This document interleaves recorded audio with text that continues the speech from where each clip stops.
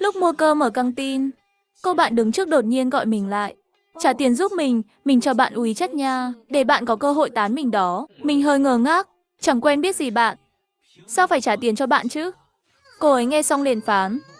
Mấy nghìn đồng cũng tiếc, còn đòi yêu đương hả? Dạo này trai keo kiệt đúng là nhiều thật luôn. Mình xinh thế này, chỉ vài nghìn là có WeChat của mình, mà bạn còn không biết ơn nữa. Ai thèm WeChat của bạn chứ? Không mua nổi cơm thì đi lẹ đi, đừng làm mất thời gian mọi người. Cuối cùng cô ấy tức tối bỏ đi luôn. Mình tưởng chuyện này thế là xong. Ai ngờ một lúc sau, bạn cùng phòng nhắn tin, hỏng rồi. Anh Du, anh bị người ta bóc phốt lên tường tỏ tình trường rồi. Đọc tin nhắn xong, mình vội mở tường tỏ tình ra xem. Quả nhiên bài đầu tiên là ảnh mình luôn. Bên dưới còn có caption, than thở chút nha, sáng nay gặp một thằng keo kiệt kỳ cục ở căng tin số 2.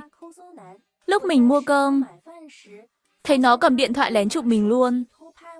Mình thì cũng xinh xắn chút, tạm gọi là một nàng tiên nhỏ nha. Thành thật mà nói, loại trai mê gái kiểu này mình thường chẳng thèm để ý.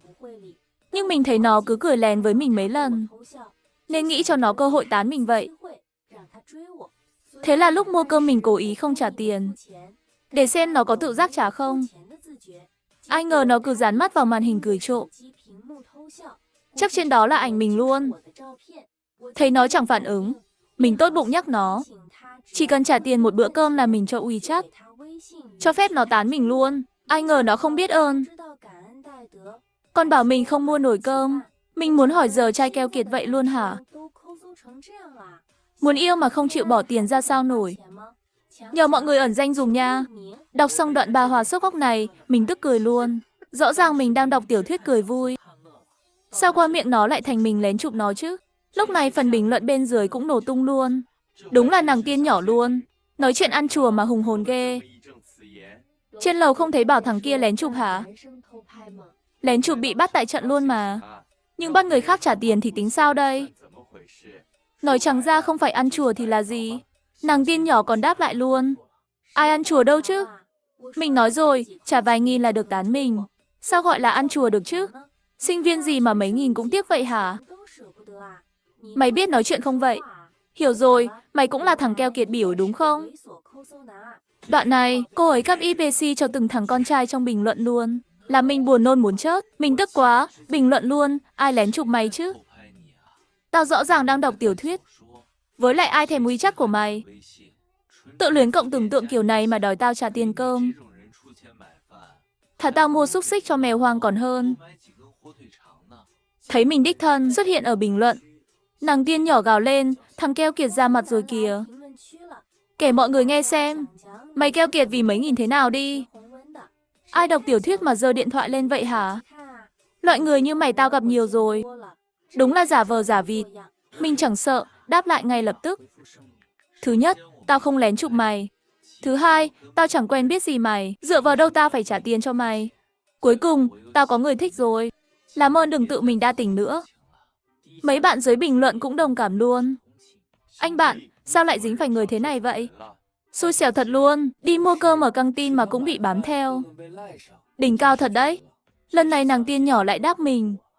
Mày tưởng nói vậy là tao tin hả? Với lại tao là con gái, dù không quen biết, mày chẳng lẽ không nên gà đến lăng trả tiền cho tao sao? Có được dạy dỗ không vậy? Câu này vừa ra, bình luận nổ tung luôn. Câu nói sốc nhất năm nay tao nghe được. Dù không quen biết, nhưng mày phải trả tiền cho tao. Không thì mày không ga đến lăng. Đặc sản của nàng tiên nhỏ thôi mà. Là con gái thì con trai phải trả tiền. Trên lầu nói cẩn thận nha. Không phải con gái nào cũng vậy đâu. Mà cô tiên này thì đáp lại hết luôn. Đến vài bạn nữa cũng bảo cô ấy đừng làm xấu mặt con gái nữa. Chiều mình còn tiết chuyên môn, nên không để ý chuyện sau đó nữa.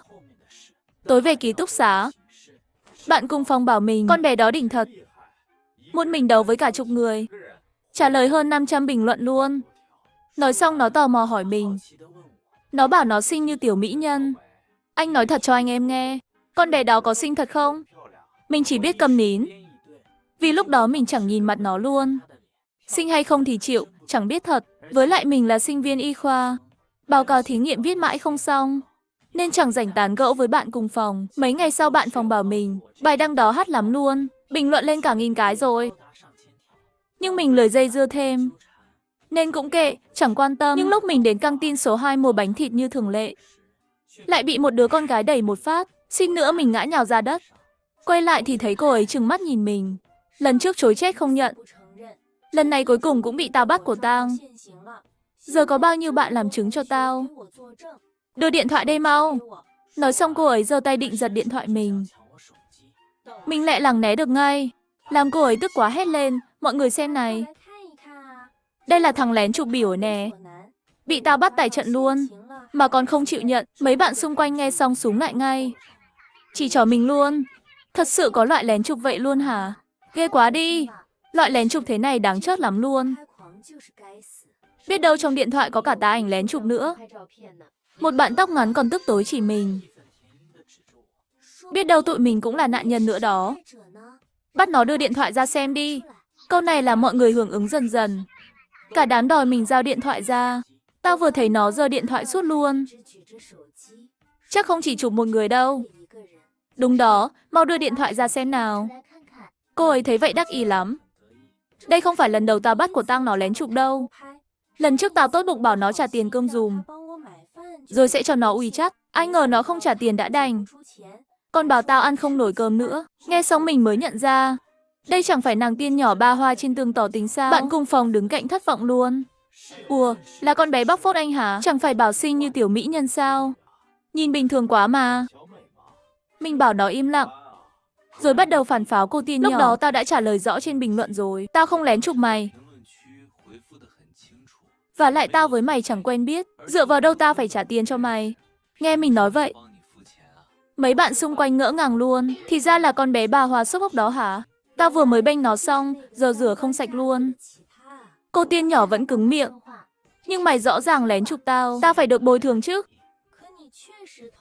Mấy nghìn mà cũng tiếc hả? Bạn tóc ngắn cũng hùa theo. Đúng đó, đừng tưởng tụi con gái dễ bắt nạt. Mình nghe xong cạn lời luôn. Một bạn khuyên mình.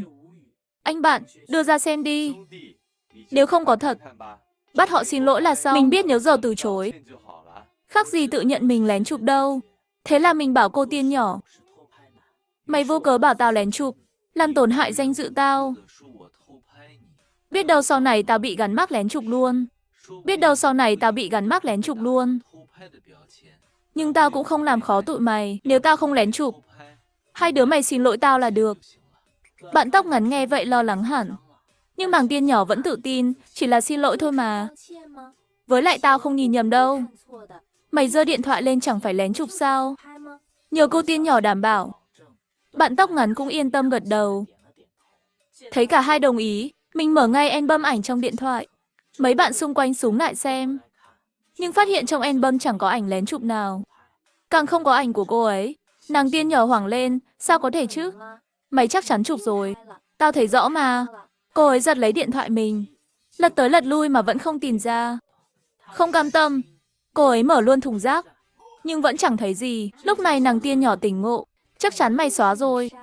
Tao rõ ràng thấy mày giơ điện thoại mà.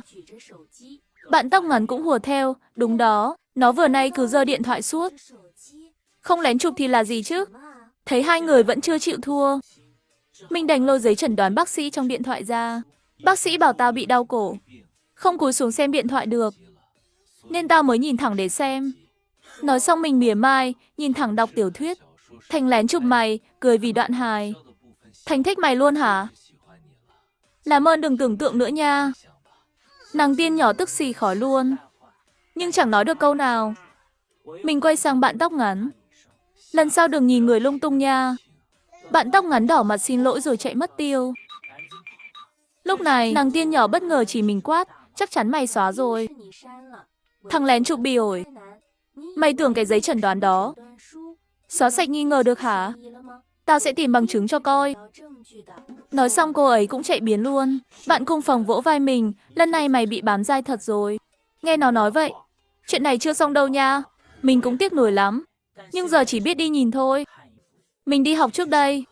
Mấy ngày sau đó, mình lại đi ăn sáng ở căng tin. Nhưng vừa bước vào, đã nghe mấy bạn nữ nhìn mình bàn tán. Tao vừa nhìn kỹ ảnh trên đó rồi.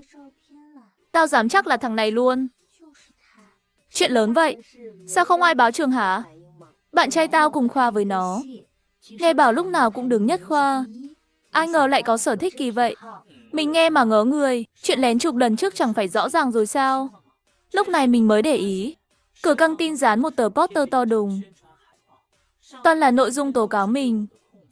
Miêu tả mình lén chụp con gái thế nào. Bị bắt rồi chối bay chối biến ra sao. Mình tức sôi máu luôn. Con bé tiên nhỏ này ép tao tới cùng.